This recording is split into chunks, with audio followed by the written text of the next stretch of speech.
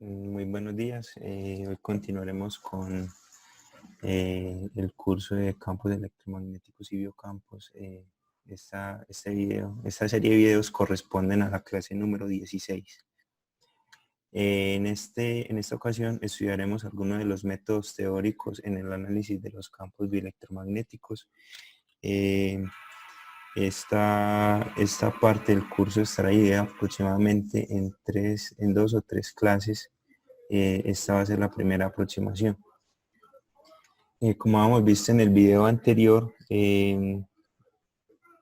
los problemas de bioelectromagnetismo requieren de ciertas aproximaciones y de ciertos métodos especiales para tratar algunos de los fenómenos que ocurren en el cuerpo humano.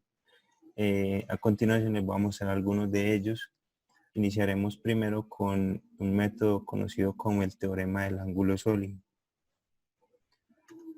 Para estableceremos unas condiciones previas en las cuales se considera la fuente del campo electromagnético como una doble capa inhomogénea y el conductor que compone el cuerpo será infinito y homogéneo. En algunas ocasiones se puede trabajar con conductores finitos e inhomogéneos, pero para la definición trabajaremos con el conductor infinito y homogéneo. Como siempre, estas condiciones serán válidas siempre y cuando no se diga algo diferente, y procedería a explicarles ahora en qué consiste la doble capa o el fenómeno de la doble capa.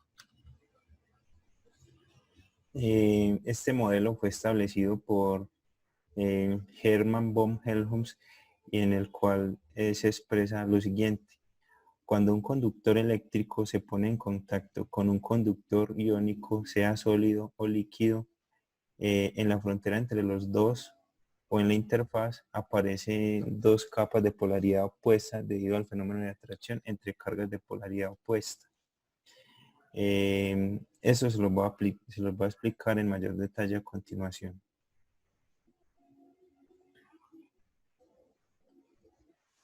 Entonces, supongamos que tenemos una interfaz.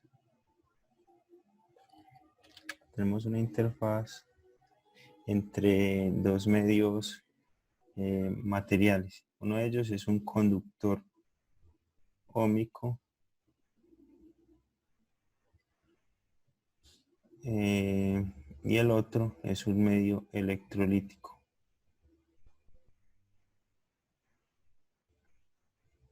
¿Sí? Como ustedes saben, en presencia de cuando no existe un campo, el campo eléctrico en el interior del conductor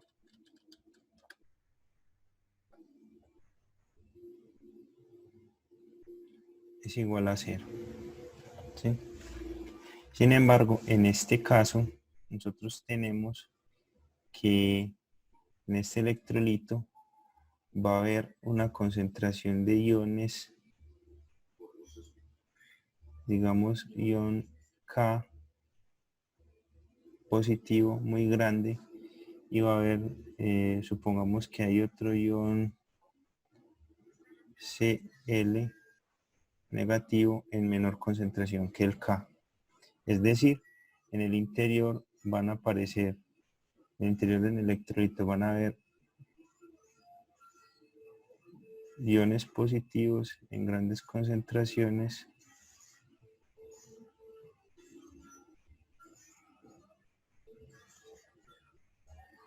y iones negativos en una concentración menor. Debido a esta diferencia de concentraciones, en el interior del electrolito aparece un campo eléctrico que lo dibujaré en esta dirección debido al desbalance de cargas que hay en el interior del electrolito. Es decir, como hay mayor cantidad de cargas positivas que negativas, aparece un campo eléctrico el cual intenta equilibrar este desbalance de cargas. Al aparecer este campo eléctrico en el electrolito y este estar en contacto con el conductor, en el interior del conductor, para intentar mantener esta condición de campo eléctrico cero, las cargas libres de carga negativa se van a ver atraídas hacia el electrolito por la dirección en la que dibujé el campo eléctrico.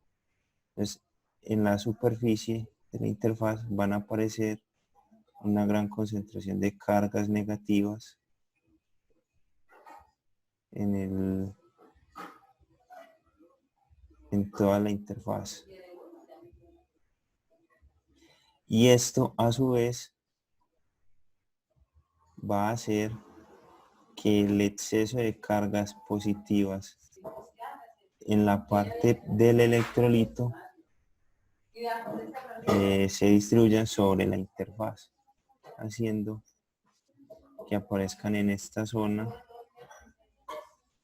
cargas positivas.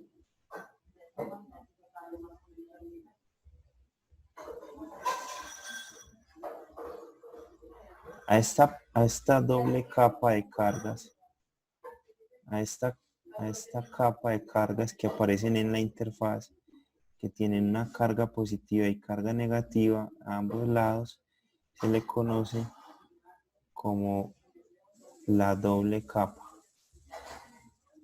Porque observen que es una doble capa de cargas que se forma en toda la interfaz entre el electrolito y el conductor.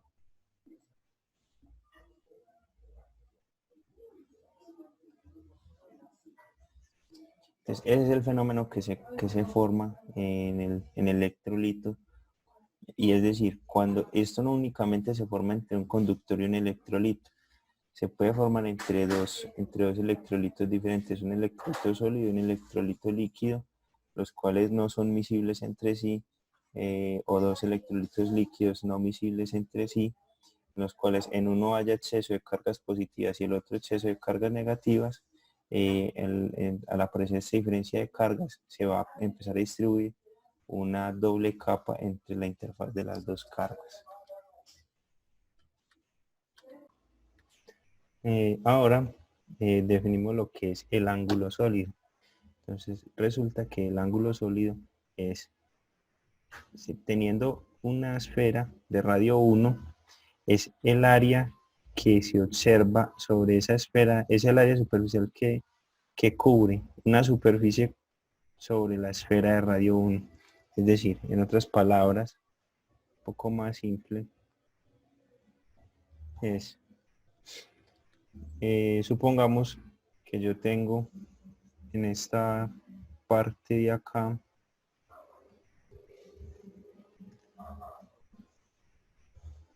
tengo un sólido. Bueno, voy a colocar acá un título, ángulo sólido.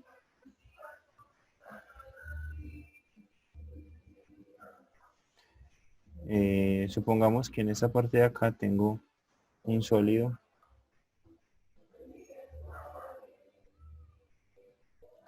Este es el sólido. Y quiero saber cuál es el ángulo que cubre ese sólido en este punto. Aquí está para un observador. Quiero ver con qué ángulo sólido ese observador observa esta superficie, este volumen. Entonces, yo tengo una esfera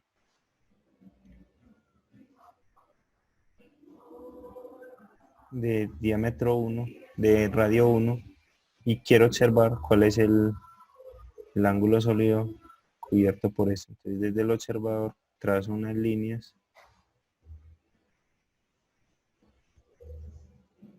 hasta el sólido.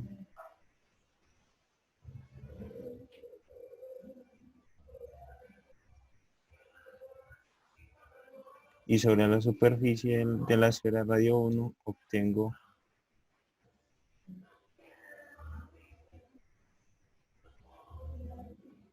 ese área superficial que debería cubrir ese sólido. Entonces, el ángulo sólido es ese ángulo que se llama omega mayúscula,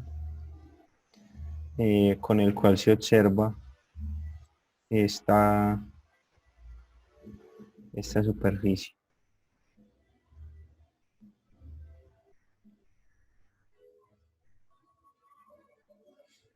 Mm,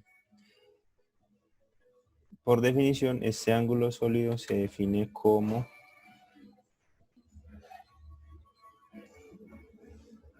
ángulo sólido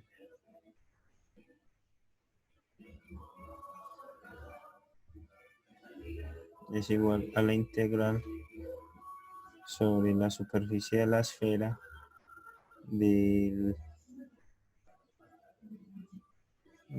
diferencial de superficie, donde este es igual a la multiplicación entre el vector unitario normal a la esfera y el vector unitario normal a la superficie por el ds de la superficie. Entonces, el ds, sds' es igual a la integral sobre la superficie cubierta por el sólido del ds por el coseno del ángulo entre los dos vectores y su n' sobre el radio al cuadrado. Radio al cuadrado es la distancia que hay desde el origen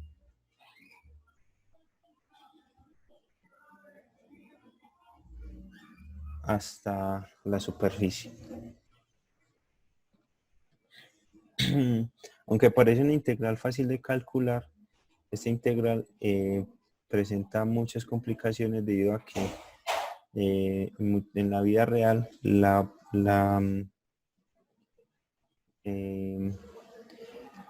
tanto el vector in como la distancia r van a ir cambiando con respecto a cómo se mueva el diferencial de área sobre la superficie.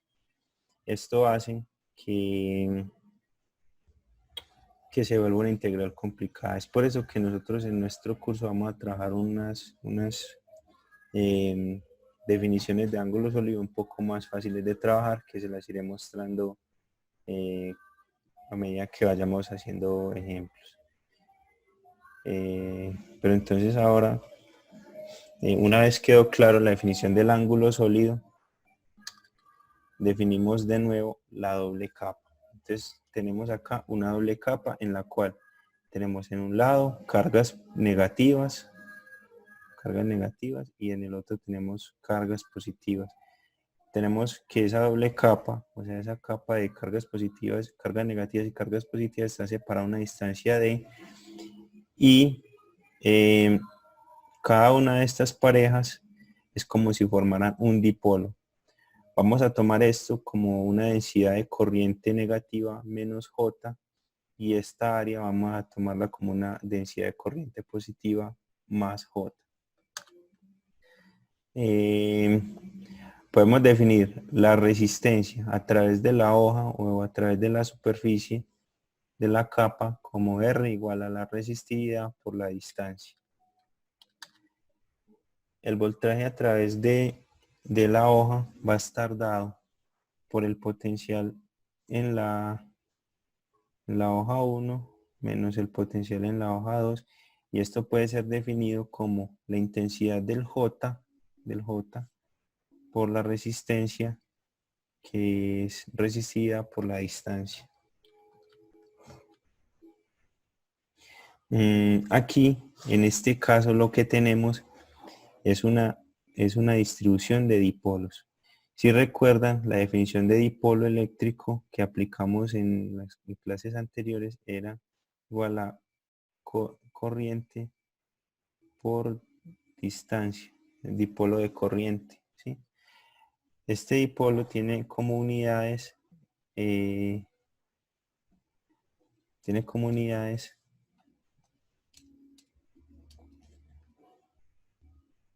amper por metro, ¿sí? Sin embargo, en este era en el caso en el que tuviéramos un dipolo de carga positiva y carga negativa en el cual la corriente tendía a infinito y la distancia entre las dos partes del dipolo tendía a cero. En este caso, lo que vamos a tener es una distribución de dipolos a través de una superficie. Por tanto, no vamos a tener una corriente efectiva, sino que lo que vamos a tener acá es una densidad de corriente que tiene como unidades amper sobre metro cuadrado. ¿Sí? Entonces, esta doble capa, la doble capa, se comporta a su vez como un dipolo que está distribuido sobre una superficie. Entonces, todo esto tiene asociado un dipolo de corriente, que ese dipolo de corriente va a tener como unidades, va a ser igual a, si miramos, eh, si miramos,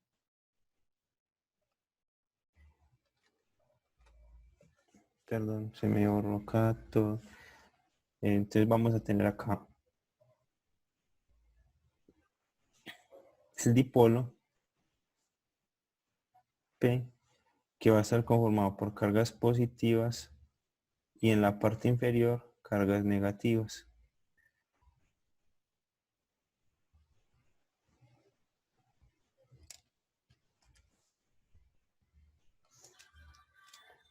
Entonces cada una de estas parejas es como si fuera una pequeña corriente que en total sería conformado por una densidad de corriente J.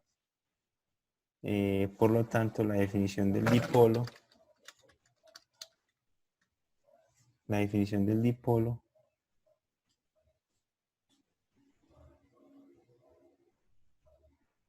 va a estar dada por P igual a J por la distancia entre las dos cargas, de las dos fuentes de corriente, y esto va a tener como unidades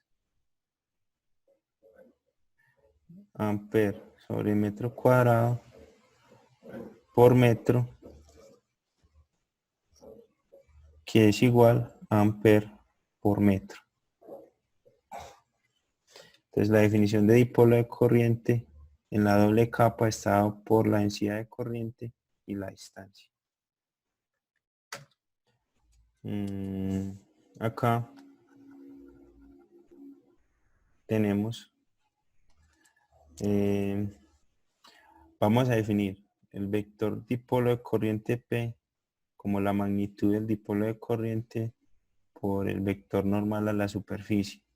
Este se va a poner como el momento dipolar por unidad de área. Teniendo acá la doble capa, vamos a tomar un elemento diferencial. Bueno, antes que eso, entonces la doble capa va a tener asociado un vector momento dipolar por unidad de área P. Si tomamos un diferencial de área de S, este va a tener asociado un P pequeño. Entonces, si recuerdan la definición de potencial,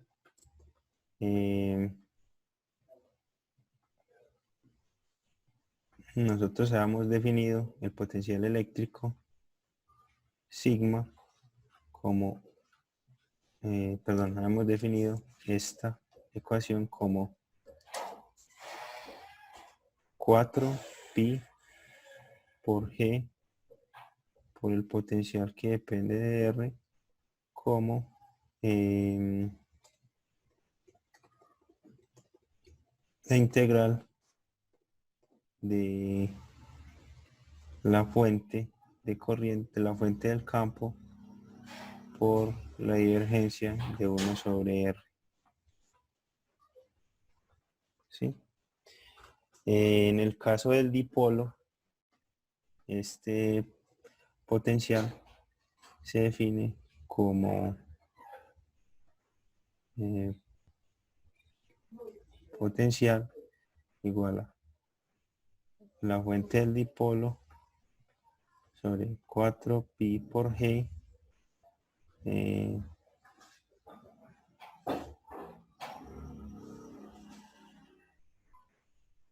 punto ds.